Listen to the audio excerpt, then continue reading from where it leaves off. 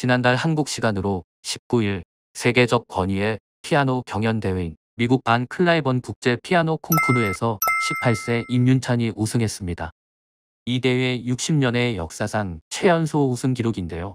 안 클라이번 콩쿠르는 1958년 냉전 시절 소련에서 열린 제1회 차이콥스키 국제 콩쿠르에서 우승하여 미국의 영웅으로 떠오른 미국의 피아니스트 반 클라이번을 기리는 대회입니다. 세계 3대 음악 경연 대회로 꼽히는 쇼팽 콩쿠르, 차이콥스키 콩쿠르, 퀸 엘리자베스 콩쿠르의 버금가는 권위를 인정받는 미국의 대표 피아노 콩쿠르인데요. 1962년 시작해 4년 주기로 열리는 이 대회의 역대 우승자를 보면 라도 루프, 알렉세이 술타노프, 올가 케른 등 거장들이 아주 많이 있습니다. 뛰어난 작품 해석력과 연주 기량으로 임윤찬의 반 클라이번 국제 피아노 콩쿠르는 기간 내내 엄청난 센세이션을 일으켰습니다. 그는 준결선 무대에서 최고 난도의 기교를 요구하는 독주곡 리스트의 연습곡을 완벽히 소화한 데 이어 결선 무대에서는 라흐마니노프 협주곡 3번을 통해 광기에 가까운 음악성과 기교를 선보였습니다. 그의 연주가 끝나자 청중들은 다같이 기립박수는 물론 엄청난 실력의 소유자다, 차원이 다르다는 극찬이 쏟아졌습니다.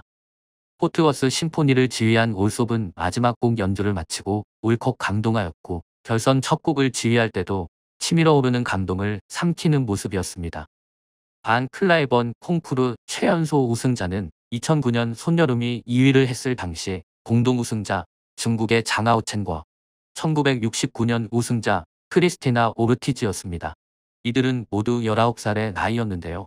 직전 대회 또한 2017년 한국인 최초로 이 콩쿠르에서 우승했던 당시 28세 선우예권입니다. 이날 임윤찬은 청중상은 물론 현대곡을 가장 잘 연주한 경연자에게 수상하는 비벌리 테일러 스미스 어워드까지 차지하여 3관왕에 올랐습니다.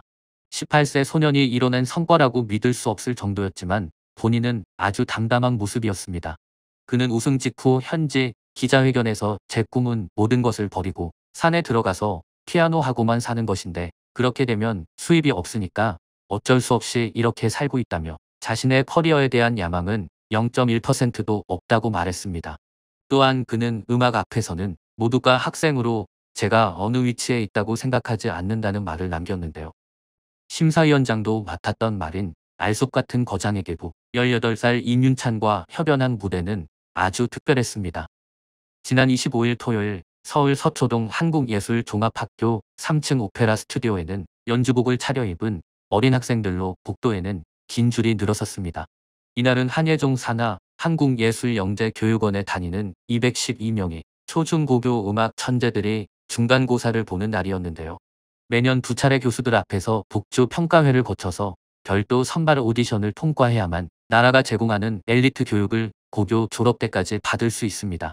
바로 6월 19일 세계적 권위의 벤 클라이번 콩쿠르에서 최연소 1위를 차지한 피아니스트 임윤찬이 밟은 바로 그 코스이죠. 7살에 피아노를 배우기 시작한 임윤찬은 중학교 과정인 예원학교를 2020년 수석으로 졸업한 후 작년에 한예종의 영재 전형으로 입학했습니다. 외신들은 임윤찬처럼 훌륭한 피아니스트를 배출한 한국의 예술교육에 엄청난 관심을 가지게 되었습니다. 어떻게 한국은 단시일 안에 세계인들이 우러러보는 클래식 강국이 될 수 있었을까요? 현재 손민수 교수의 지도를 받고 있으며 한 번도 해외에 유학한 적이 없다고 밝혔는데요. 한국인이면 누구나 어릴 적 한 번쯤 경험한다는 피아노 학원, 피아니스트 임윤찬도 처음 피아노를 접한 곳이 바로 동네 피아노 학원입니다. 실제로 우리나라는 전국에 두 번째로 많은 예체능 학원으로 인하여 클래식 입문의 진입장벽을 낮추어주고 있습니다. 동네마다 있는 피아노 학원과 한예종으로 대표되는 국가의 주도, 엘리트 교육 등이 맞물린 결과가 그 이유일 것이라고 예술계는 해석하고 있습니다.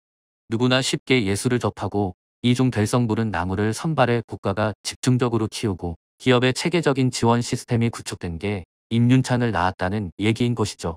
예술계는 임윤찬은 시작일 뿐이라고 말하고 있습니다. 날고기는 실력을 인정받아 선발된 전국의 음악 영재원 수강생만 3,300명에 이른다는 이유에서입니다. 이성주 한국예술영재교육원장은 영화, 가요 등 대중문화에 이어 순수예술 분야에서도 한류 바람이 불 수 있는 조건이 마련됐다며 임윤찬처럼 재능과 열정을 갖춘 예술 영재가 쏟아져 나올 것이라고 말했습니다.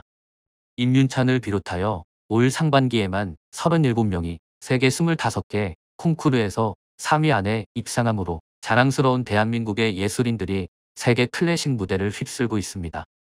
또한 임윤찬의 올해 반 클라이번 콩쿠르 결선 연주를 담은 유튜브 영상이 라흐마니노프 피아노 협주곡 3번 연주 영상 가운데 가장 많이 재생된 영상이 됐습니다.